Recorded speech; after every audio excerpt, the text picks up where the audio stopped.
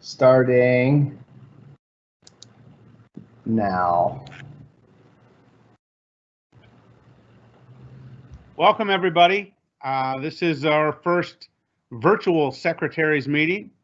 We're excited, and I want to thank Tyler Brooks, who really managed this process from the start, and the rest of the officiating staff, Ben Faree and Angie Lawler, are also on, and they've been instrumental in doing this.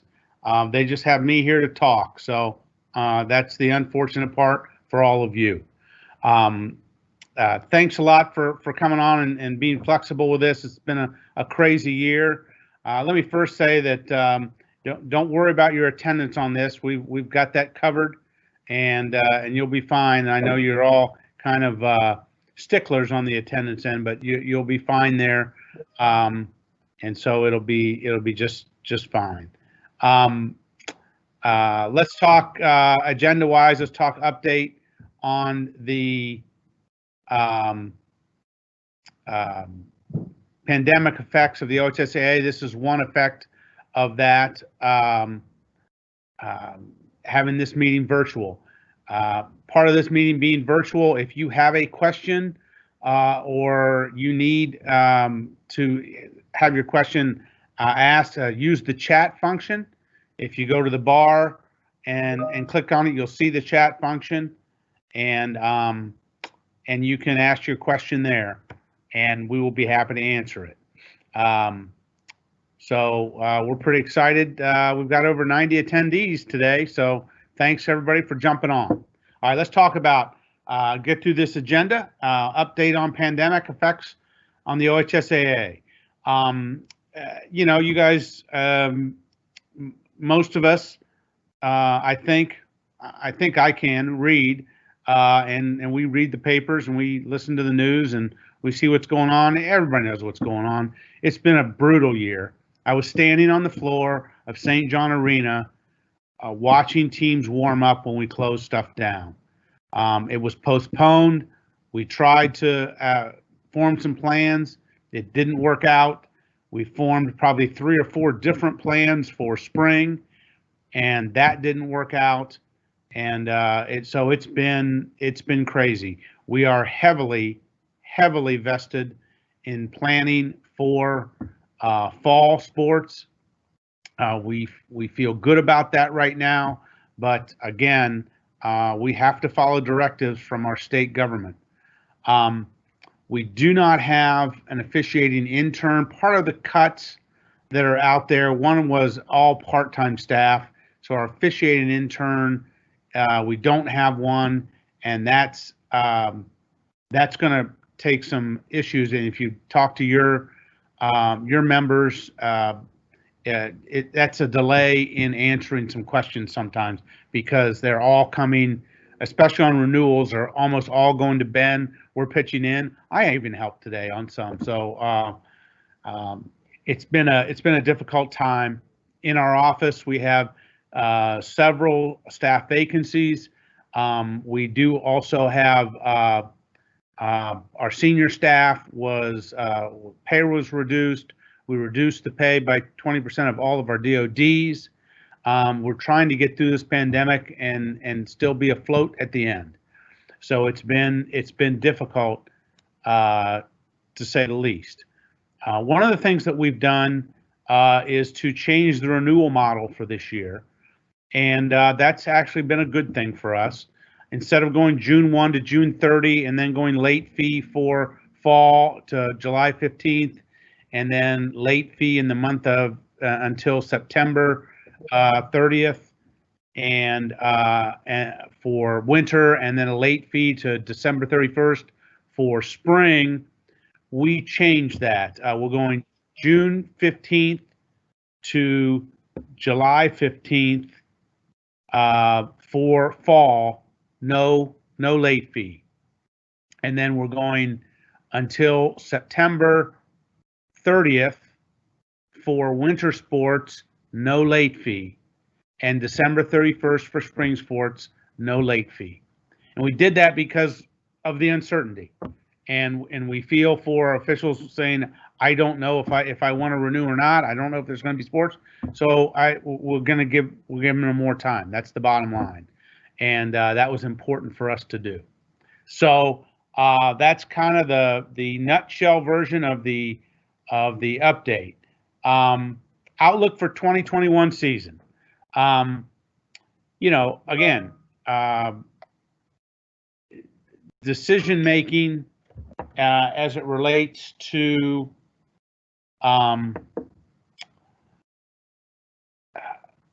anything happening. We'll get some overall direction from the governor's office, as well as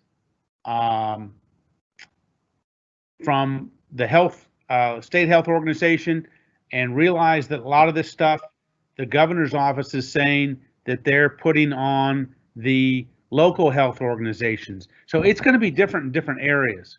And we got to expect that even if we have sports, that there's going to be some schools that don't participate. It will happen. So there's going to be a lot of flexibility and decision making on the fly. It's just the way we are. But for officials, we've opened up what you may do. In the officiating avocation and in the OHSAA, sometimes we get a little strict, as it were, with our policies and all that kind of stuff. And so people have asked questions on, am I allowed to use an electronic whistle? Am I allowed to wear a mask? Yes, you are. And we're very flexible on those types of things. We don't believe we will be requiring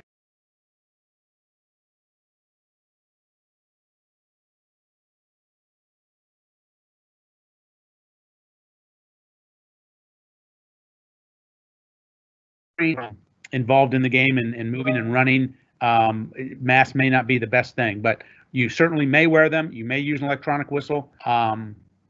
And we will have some rule modifications for each sport.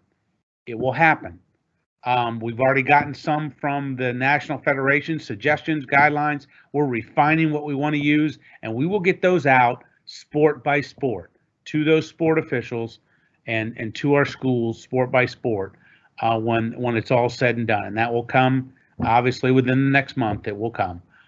So we're actively looking at that. We've had some questions on game contracts, cancellations, getting removed, all those types of things. Look, it can happen that we could be having only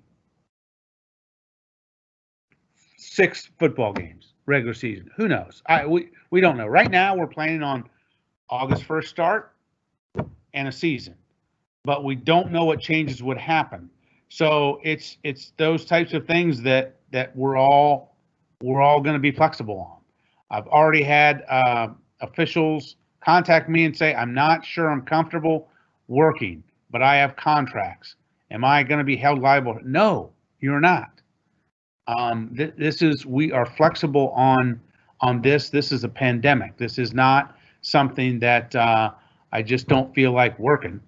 It's something we take very seriously. So those types of things, we will handle with grace, and again, we are going to be making decisions as we get information. So things could change very quickly, and that's just a reality of where we are. I'd like to say it's different, but it's a reality of where we are. As we talk about guidance on the use of online local meetings, I'm going to turn this over to Tyler and let him talk about that, since he has been the quarterback of that.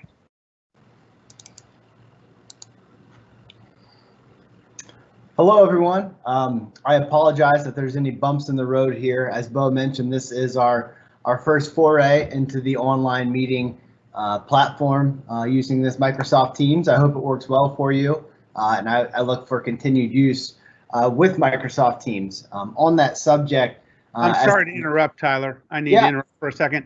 I just wanted to publicly congratulate Tyler and Gina on the birth of their first child.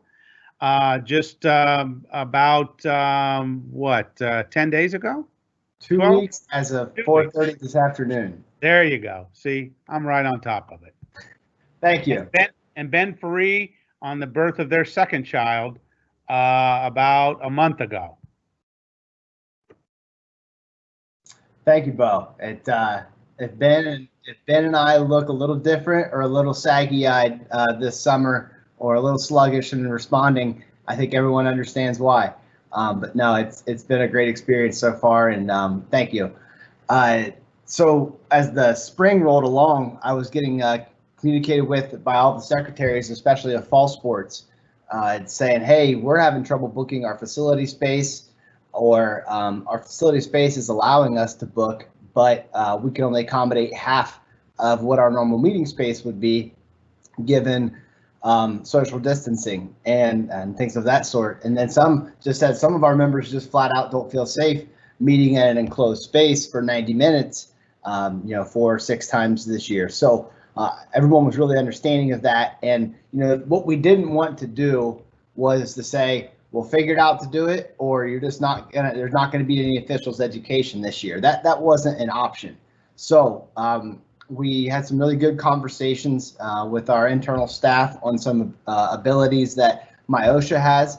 And before I get to the kind of what I call statewide local meetings or online local meetings, I want to keep it just focused back on the local association. If you are not able to hold your association meetings in your normal facility or at your normal capacity, just shoot me a quick email.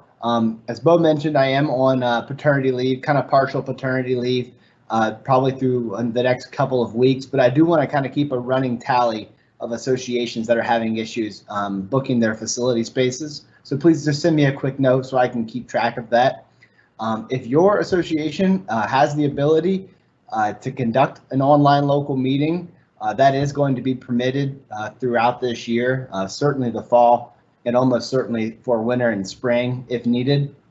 I don't want local associations to spend a lot of association money trying to purchase an online meeting platform subscription or something like that. So if you have someone in your association that maybe has a business account that can kind of help coordinate that kind of thing, and you feel up to the task and you have the people behind it to do it, that's great. The one thing that we ask of any association is going to do their own online delivery is that you have to have some sort of tracking mechanism to know who's viewing the meeting.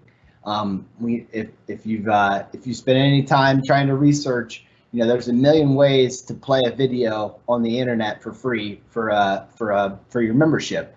The harder part is knowing who's viewing it and for how long and things like that. So if you have a method in mind and you're not quite sure if it fits the bill, shoot me and Bo an email and we'll try to get back with you as quick as we can. We know the start of the meeting window is only a couple of weeks away, so we'll try to get back with you as quick as we can. But yes, those will be permitted this year, so please move forward with that. That being said, if you're not able to get into your facility or your members don't feel safe meeting in that enclosed space for that time period, or you don't really feel that you're equipped to hold online meetings, maybe on such a short turnaround, or don't have the resources available to you, I don't know what day it is, but a couple weeks ago I sent the email about the initiative for the online local meetings.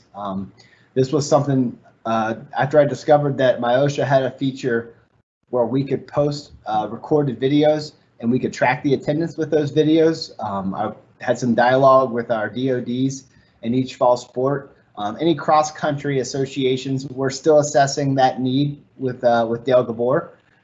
So this message may not apply to you, but for all fall sports secretaries, we are working with volleyball and football and soccer to hold anywhere between 4 to 6 online local meetings.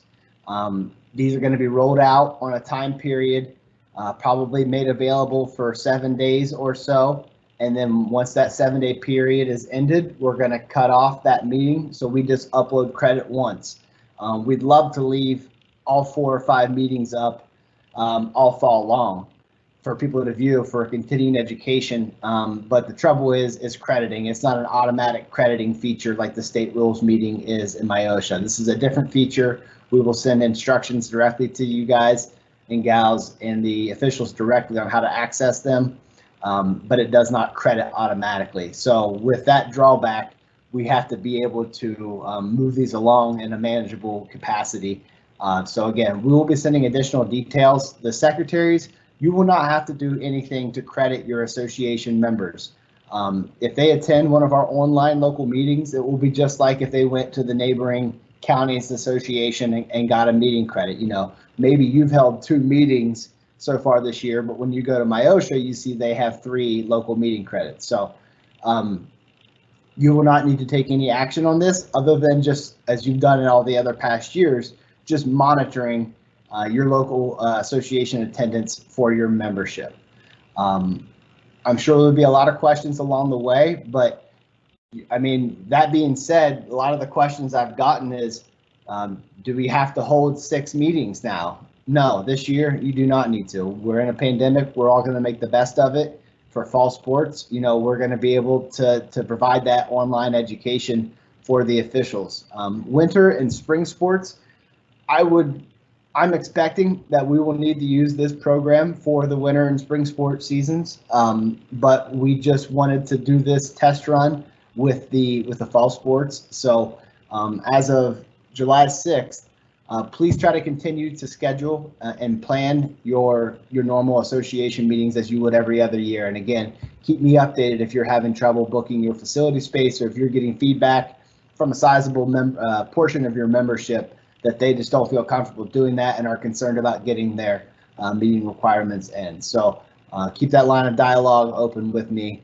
I'll provide information as we go along. And I'm sure some associations will say, hey, we have facility issues. We have a chunk of our membership that doesn't feel comfortable meeting. The OHSA is going to provide this for our fall sport, say for instance, volleyball. Maybe we just take a step back this year and tell our members to use the online meetings provided by the OHSAA. That's an option made available to you. So just keep me in the loop. I will try to get back to you as quick as I can. I think I'm on last Tuesday's emails, so the 30th. So just give me some time. I'll try to get back with you as quick as I can. If it's urgent, please reach out to Bo. I'm just checking my item number 3. You should have all received an email from me around midday with the agenda. I'm going to be copying and pasting each item of the agenda into the chat and the Q&A. So if you did not receive the agenda and you just grabbed this link from the my initial communication, you'll at least know what we're touching on. So I'll jump into the Q&A and see if there's any questions on this, and we can all circle back on this at the end of the meeting. Bo? Yeah, I just did look at one question that I can answer. Someone asked if it's not safe for students to go back into the classroom. How can it be safe for them to go onto the field or court? The fact is, it is up to the school system whether they feel good about providing a safe environment for students in the classroom. And just as it will be up to the schools if they feel they can provide a safe environment on the fields or courts. The good news about the fields or courts, in some instances, especially in some sports, social distancing and those types of things are easier. It is more difficult as it relates to the contact sports, and again, we're going to follow the lead of the state health organization and the governor's office on what we can do, and we will provide the guidance to our schools and have the safest environment possible.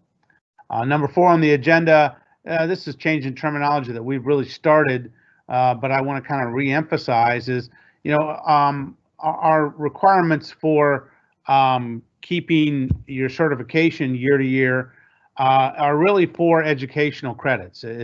Everybody talks about, I got to get 4 meetings in. Well, not if you have a clinic, or not if you go to some sort of different types of presentations that that we will approve and when people ask us, and those are our educational credits. And we want to make sure that you understand that, and I've said it for several years now, is I highly recommend that local associations create some clinics and things in lieu of meetings for their members. So we want to use that terminology better because that's more what it reflects what we're trying to do. Tournament official selection process. We are making a modification. As you know, it's been 25% of your association or assigners have voted for 25% of the people they assign, all that kind of stuff. We're upping that to 30%. And we just want to get more people in the pools, bottom line. We think we've got some people that are deserving and we don't want to cut off. We want to open it up more, and that's a good thing. Speaking of that, when we talk about our tournament official selection process, it has been the same for the last several years as far as how we determine the pools, but it's been this way for a long time that we have pools. You're in a pool. We have combined the sectional and district pool, and we have combined the regional and state pools. So it's just two basic pools now. You do have an alternate pool. In sports that we do from our office, like football and lacrosse, there's only one pool. You're either in the pool or you're not. The bottom line is the numbers put you in the pool. They put you in the pool.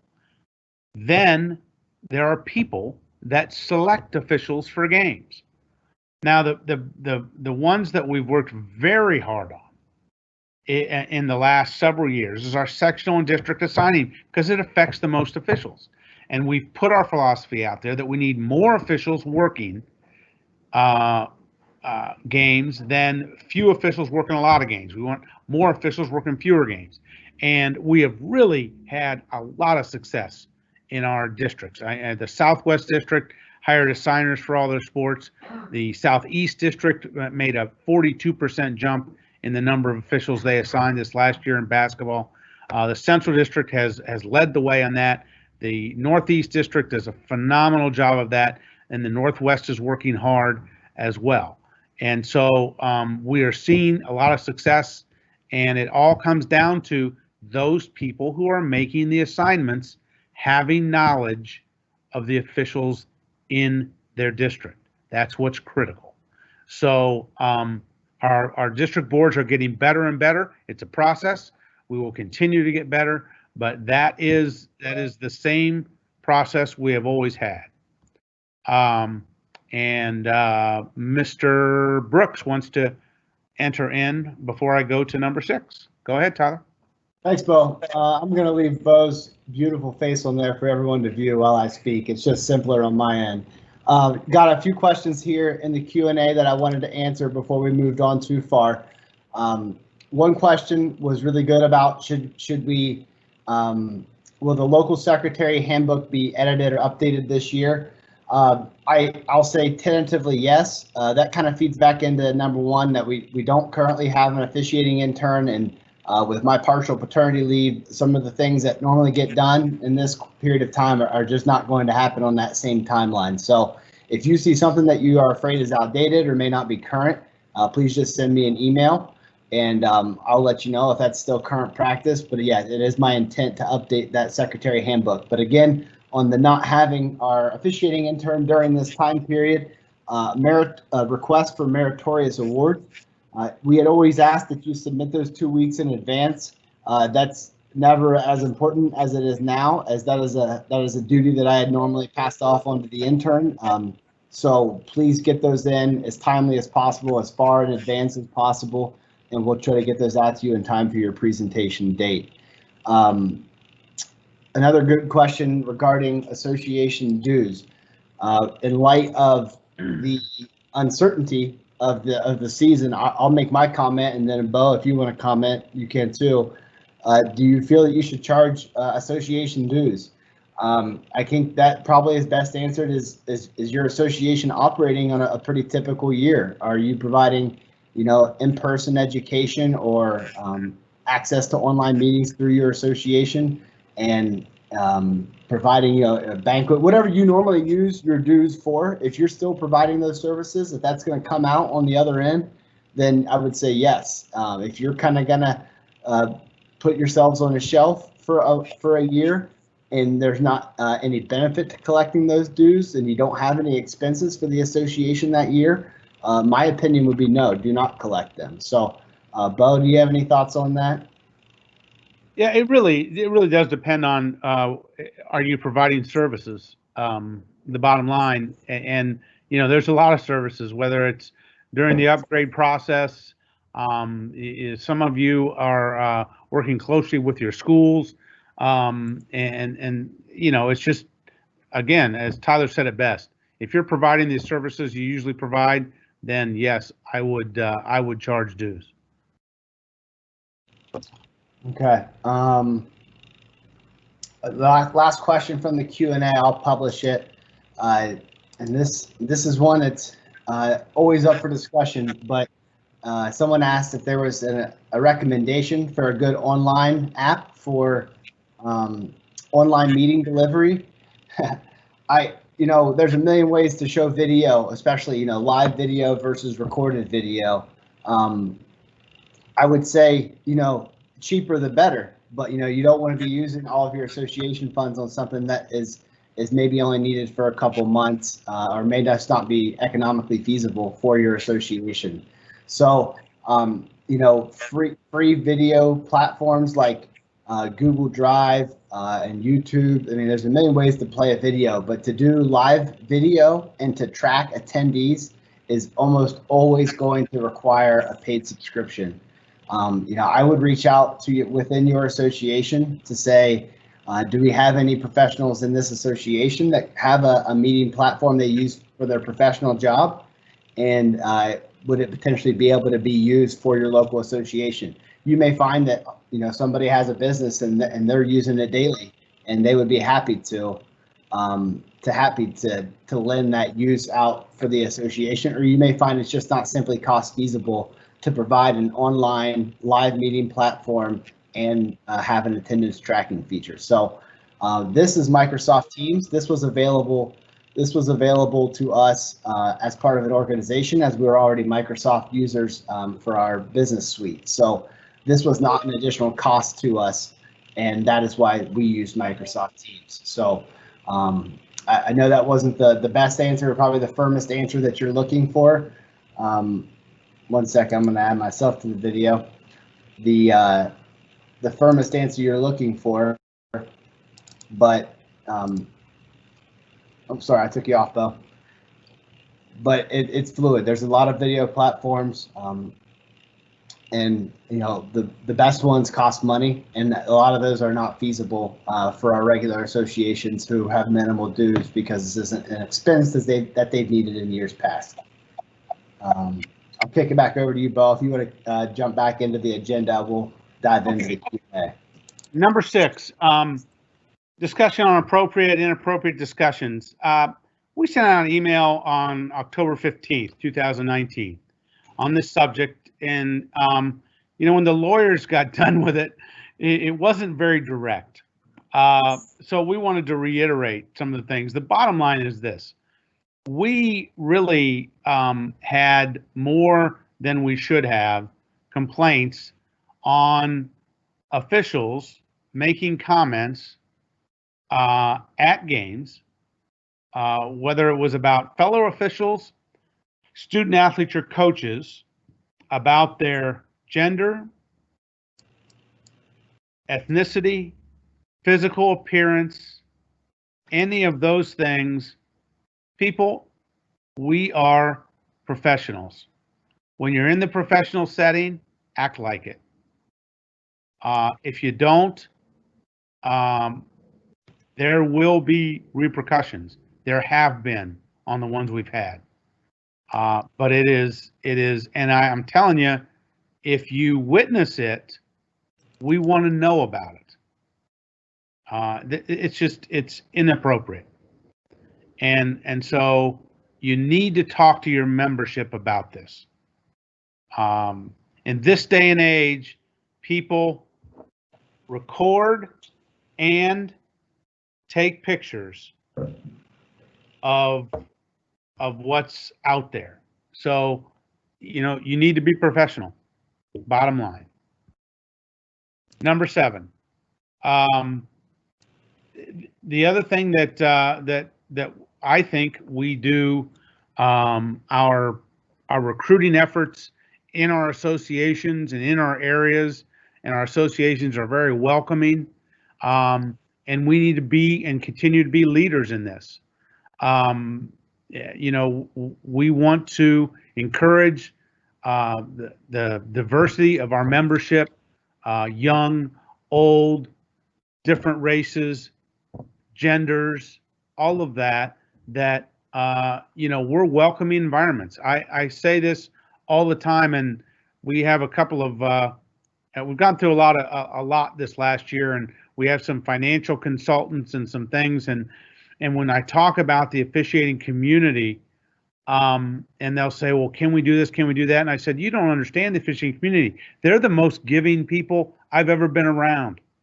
And I believe that, and I know that, and I've lived that.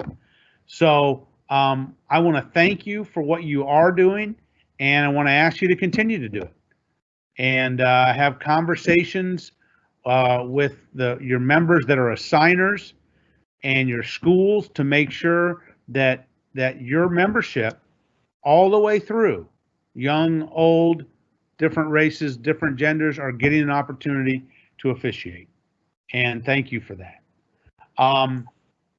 And Tyler's going to talk about the local secretary's handbook and some governance. He got the next 3 things on the agenda, so I can go to sleep. Good. I'll wake you up when I'm done.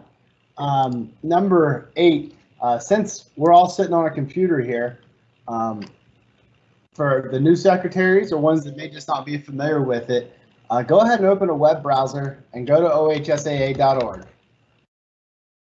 And from ohsaa.org, I'll tell you what, I'm going to try to use this. I might regret this, but we do have some screen sharing capabilities here. So from ohsaa.org, you click on officiating in the light green menu bar, and then there's a drop down. If you click on officiating again, it'll take you to what I call the officiating homepage.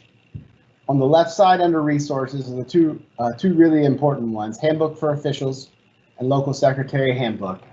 I attempt to update this handbook every year in the summertime. But anytime I have a new association secretary, first thing I do is say, please review this document, especially pages 2 and 3. When I have a new secretary and I'm trying to help them get their mind wrapped around on what they signed up for, I say, it's pretty simple on what we need from the OHSAA. There's a lot more complicated things. There's a lot more complicated things within your association that they had to deal with. But honestly, the stuff that we need is all right here on pages 2 and 3, and it's pretty straightforward. So please review this periodically, once a year, maybe just after this meeting that week, to say, am I doing all of these items 1 through 11, and am I doing them timely? Do I need help with these? Do I need to reach out to my association leaders for help with these duties? They're there to help you. You don't have to do it alone. If you never have been on the officiating homepage, I'm sure almost all of you have. It's a great resource. There's a lot of information. It can be overwhelming.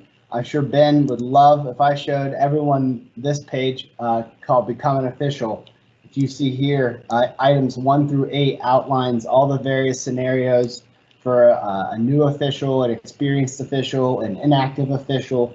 It all lays it out here. 7 and 8 are most popular. Inactive official in good standing, wanting to return to active status. That lays it all out here. The application for reinstatement is here. So if you have 5 or 10 minutes, because there's no ball games going on right now, just take 10 minutes and click around here on the officiating page. I'm sure you will find some things that you've always heard referred to that you just had not come across. For instance, the officials insurance program. Last year we printed this off and stapled it to your packet. That will be updated later this summer. But anytime you get a question on what is the officials insurance program, this is where you can direct them. So like I said, this page is a wealth of knowledge. There's a lot on there, and just take some time to click around when you get the chance. Shifting to number 9. Association governance documents. For those of you who have been in your position for a couple of years now, you probably remember, I'm going to guess about 2 years ago, one of our interns kind of took it upon themselves with my prodding to reach out to all of you to request your constitution and bylaws, or I'll refer to them as your governance documents, as there's a lot of different names that associations use. Every association needs to be operating under governance documents. Anytime that an association gets in trouble, a dispute with a member, with an inactive person, what have you, it's always because either A, they don't have an active governance document that they've shared with their membership, or B, they're not following their governance documents. So I have the vast majority. I think I'd say I have probably 70% of your constitution and bylaws. And we didn't used to require it, but I guess I'll say it is a requirement. And I only do it because about 3 times a year, and it's kind of sad that it happens this often, but it just does. We all know how it happens. We get contacted by a new secretary or a new president and say, hey, our secretary abruptly resigned and moved to Florida. No one can get a hold of them, and none of us have the documents. We don't know where our constitution is. I saw it at a board meeting back in 1998, and now we don't have it. That has happened more than I care to admit. And as such, it's just too easy. It's just too easy not to. So if you have not, please send me your governance documents, your constitution and bylaws. If you update that annually, or whatever your intervals are for updating that, send us your most current copy. I've just got a big file on our shared drive, and we will have those for you in case they need to come up for discussion, or if you want us to take a look and say, hey, is this in compliance with OHSAA guidance, I'd be happy to take a look at a targeted area of that. So thank you to those who have sent those in. If you have any for review, if you deep down you know that I don't think we have it posted, I don't think we regularly share it with our membership, make this the year to say we need to get it updated. We got to dig it out of Jim's closet. I know he sent me that box of stuff when I took over as secretary 10 years ago. We have got to get that, because your membership deserves that. They need to know what they're operating under. They need to know how they can improve and participate in the association. So you owe that to your membership to make that available to them, to keep it up to date, and then to keep it with us for safekeeping, really. That's all we do with it. If you don't have one, whenever I have time, I'm going to do a quick checklist of who we have and who we do not, and I'm going to pass that along to your district administrators. If you want to take that initiative and you know you haven't submitted it, go ahead and reach out to your district administrator to say, are there any good sample associations out there that would be a good starting block for us? There's no need to reinvent the wheel from scratch. There's some long-standing successful associations across the state, probably within your sport, within your athletic district, that you'd like to model after. I'm the president of Central Ohio Basketball Officials Association. I'd be happy to provide our governance to anybody that needs to use it. So it's not a secret document. Help each other out and help your other neighboring associations if they need it. Number 10, requests for certificates of liability insurance. I realized over the course of the last couple of years that maybe we had not publicized this as well as we could have, but the OHSAA provides certificates of liability insurance to our local associations should your facility that you hold your meetings at request it. We all know this just is a different time and age where you used to be able to meet at the school with a handshake agreement with the AD or the principal, and it worked fine for 15 years, and all of a sudden you get someone new in the treasurer's office and they want a certificate for insurance. So if that's come up, there's no need for you to purchase that. That is something the association provides as a benefit to our local associations. So try to give us about 2 weeks on that.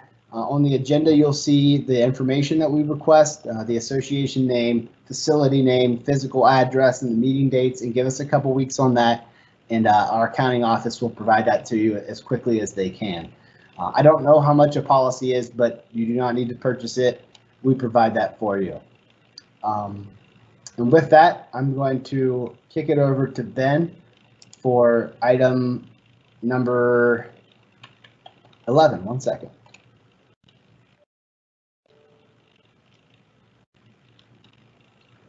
Ben, are you jumping in on 11?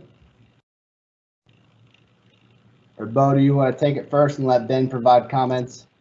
Oh, sorry. Can you hear me now? Yeah, go ahead. All right. So number 11 on the agenda is discipline and association membership, which really goes back to the governance documents that Tyler commented on.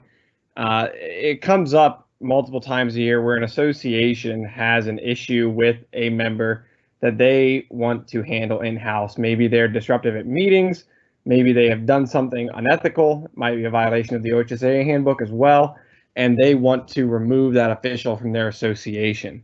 The only way you're going to be able to do that is if your governance documents have some sort of policy for how you can remove members, what that process is like. So we strongly recommend that each association's governance documents provide some sort of method for conducting a process of disciplining an association member if needed. That may be, not letting them run for leadership positions, denying them membership in a given year. More serious matters are probably coming down from our office. We're probably handling those, such as if an official, gets involved in something criminally, or some of your more serious violations. But even then, we've seen associations before that don't put in their constitution have to be an OHSAA official to be a member. So there have been officials that lose their OHSAA license through various reasons, but still show up to association meetings because they want to and still want to be listed as members. And the association's documents don't really provide them with a way to prevent that membership. So you want to make sure that's something that's included in your governance documents if you have them, or if you're creating them. Definitely something that you'll want to keep in mind.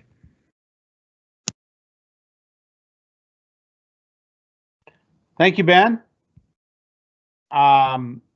The last item on our agenda is the Officials Hall of Fame for 2020.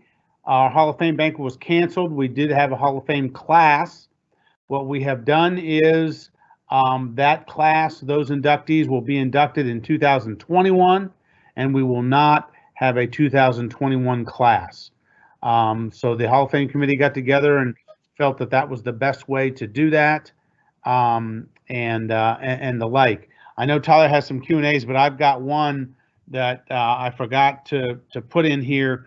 It probably went with someone else's thing, but about a week ago I got a voicemail. Actually, it went to our receptionist, who, by the way, our receptionist Andrea was laid off, so those voicemails come to us, but probably it takes a couple days. At any rate, I got a voicemail from an official saying that we don't communicate. Our office doesn't communicate with officials much anymore, and they used to, and he just wanted to let us know that. And that came after we have probably sent, since March, maybe 6 to 8 communications to all officials, or Springsport officials, and then to all officials, at least 4 or 5 to all officials. So I got this official's email address and tried to send them the communications as attachments, and it didn't go through because I put a read receipt on it. So the moral of this is you need to talk to your membership, and they need to make sure they're checking their spam folders and putting the OHSAA email address, at ohsaa.org, on their safe senders list and safe receivers list. So this is it's really important.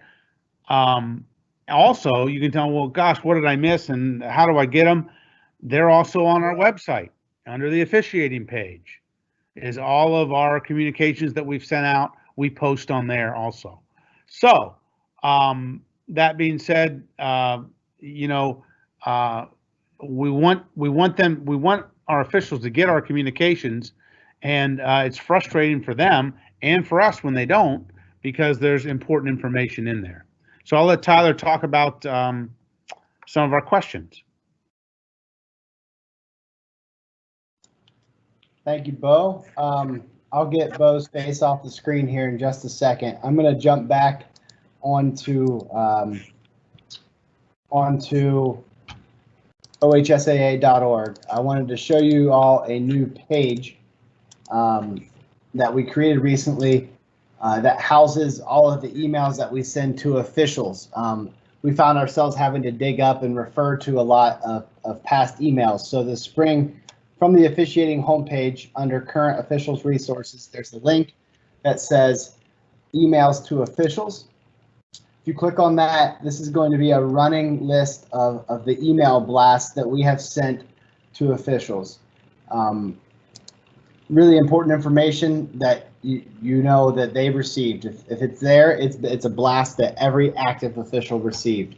I have not posted the secretary email blast. I know a lot of times you all have reached back to me to say, hey, I just had the meeting about the online state locals and I deleted it and I can't find it in my deleted messages. So I'm going to consider posting the secretary correspondence in a similar fashion. I'll let you all know if I do that, but I did want to point out that new web page, emails to officials, that might be helpful to you in sending links directly to your membership. I'm going to jump into the Q&A here. I'll start at the top. When will the OHSAA recorded meetings be available? We're still working out the hard dates on that. We're going to kind of leave that up to each DOD to find out what works best for their sport. As you know, we have the fall sport meeting window begins, I think, is it July 19th or July 21st, somewhere in there. But given the uncertain nature of when practices and scrimmages are going to start, I wouldn't be surprised to see DODs choose to schedule those to start a little closer to whenever we know competition is going to start. So maybe volleyball wants to start July 22nd with their first online local, but football doesn't want to start until August 5th with their first online local. So once those hard dates are determined and we know those windows that they will be posted, we'll share this directly with you as secretaries and then to all active officials in that sport as well. So while there are no dates determined, that will be sent directly to all active officials. And again, you will not have to credit, but I'm sure you guys will get the question. So we always want you guys to be as informed as possible. Another question, I'll publish this, is the video platform Facebook Live okay to use for meetings, which we can log and track live sign-ins and sign-offs?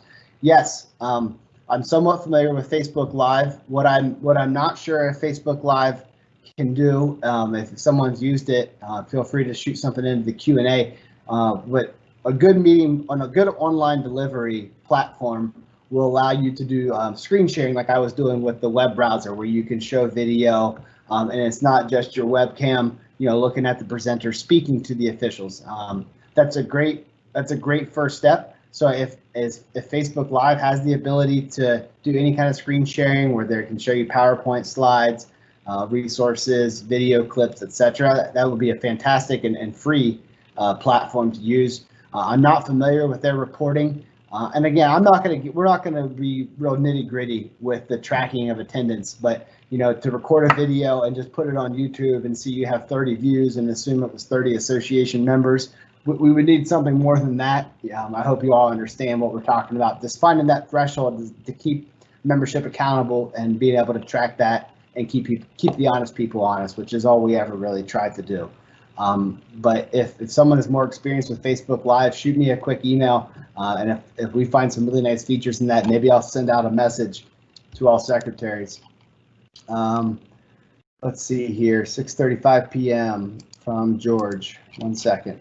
If we do local in-person meetings, when do we have to post them on my OSHA so we can enter meeting attendance? Great question. And as a follow-up to that, someone at 640 asked if the there was a bug, if you recall, late May, early June, with not being able to enter your meetings for the 2021 school year.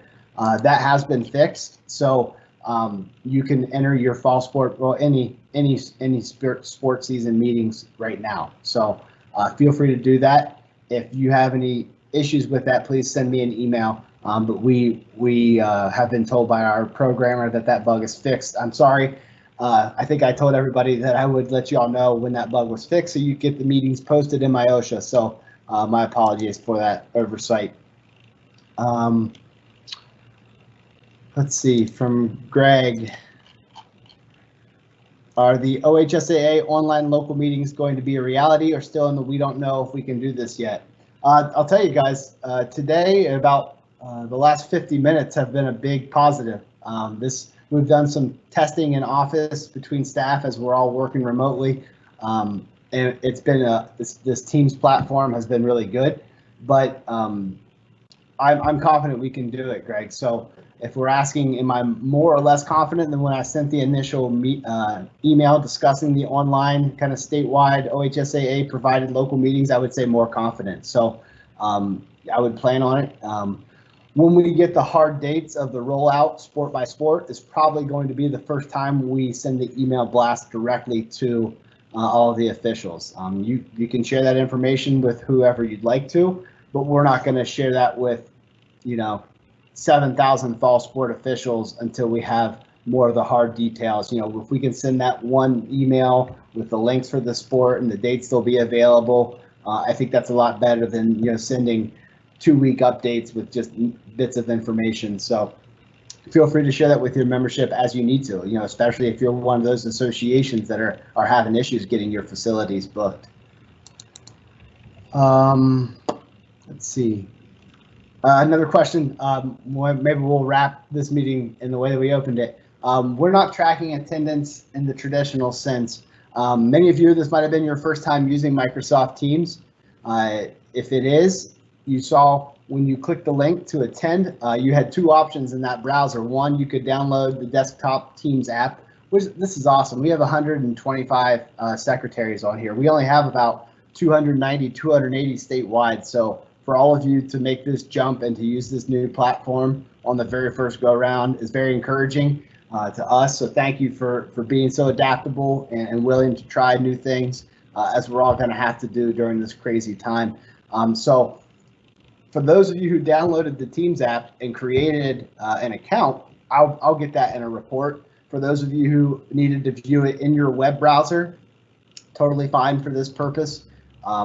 But we will not be able to know that. So we're like we always say, we're going to keep the good ones honest. We're not going to worry about the ones that we're not able to make it. I think we provided this information along enough lead time that if a secretary wasn't able to get to one of these 3 meetings, that they could pass it along to a president or someone else to convey this information for them. So you all are here. Thank you for being here. Thank you for adapting to this new platform. And on that note, because of that issue with the anonymous versus downloading the desktop app, when I initially kind of started penciling in this online local meeting initiative, I really wanted to do it live. We all know the value of dialogue. We all know the value of the back and forth of a presenter and a follow-up question. It's irreplaceable. If this is as successful as I want to work to make it to be, there's going to be future applications for it, but we all know officiating is not an online application. To steal a line from Bo, there are ways that we can deliver our officials education in a more modern way to help keep officials. But we all know we can't do education strictly through online. You got to make those friendships, those partnerships, those relationships outside of the class. Otherwise, an official is just not going to last. So we don't know what the future application of this kind of online delivery system will be, but we will move forward, I guess, carefully in consideration of our associations. And that being said, I wanted to do them live. I wanted the Q&A with the presenters, but because of the we have around 3,000 football officials, and if we had to walk through 1,000 of those to show them how to create a Microsoft Teams account so that we could track it, we'd need to probably triple our staff. So because we couldn't do that, we're going to do the recorded presentation. It'll be accessible through my OSHA, but we are planning on doing a live Q&A with the DoD and that association's presenters, probably the week following that meeting's no longer availability. So it'll be similar to this setup. You'll be able to submit Q&A, but as you can imagine, with a couple hundred or even a couple thousand officials attending a given meeting, you can't quite have 10,000 squares and audio feeds piped in. So this is the best of a bad situation that we kind of find ourselves in right now. But we're all gonna, as we see, 125 people have made it happen. We're all gonna make it happen this year. We're gonna be there for our officials. We're gonna keep our officials educated and keep us together as a community, so that we can continue to provide these opportunities for the kids. I'll try to do a couple more Q&As and we'll try to wrap this at 7. I'm gonna look at these. Pat Porter, if we have face-to-face meetings are required to maintain 6-foot distancing, we're not gonna be there. You need to provide meetings in accordance with the Ohio Department of Health and any orders from the governor's office. We're not there with the tape measure. We're not there to count heads. It's your association. It's upon each of you to provide those safe settings if you can. If it can't be done, I think everyone understands this is a pandemic. I don't think people say that and acknowledge that enough. We're in a crazy time and we're going to make the best of it. But no, you're not going to see an OHSAA officiating association guidance document on how to hold a local meeting. That's just really not what we do, and things we just really don't have time to, especially given this year. Phil Porter, is there a cutoff date for fall sports happening? I'll touch on this, and Bo, feel free to chime in. We get information. We are down the line. Okay, we are not the top of the pyramid, although a lot of people think we are. So as soon as we get information from the governor's office, as soon as we can adapt that to fit the needs of the OHSAA community, is as soon as we tell our schools and as soon as we tell our officiating community. Bo, do you have anything else to say on that subject? No, I really don't. I think I don't know why there's an echo, but I think we will know a lot in the next couple of weeks. We're actually have a meeting tomorrow that is going to focus on return to play in our entire organization. So based on what we're seeing, we feel pretty good about where we're going. I think the question is going to be is, will there be some modifications, front end or back end, as much as anything? But Tyler is right. The fact is, when things change, we don't necessarily get a heads up. So we will get information out as fast as we get it. But right now, we're all systems go.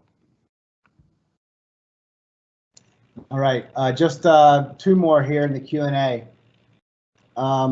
Jim Keikos, can we use online meetings throughout the year for educational credits? Great question. I think that's one we probably need to have a little bit more discussion on. I know we've all operated under the local meeting window, but Bo and I have had discussions, what is the purpose for the local meeting window? Obviously, we need to know when an official has not met their educational requirements. So there needs to be an end to that. So for those purposes, we'll always have some type of window for when meetings can be held.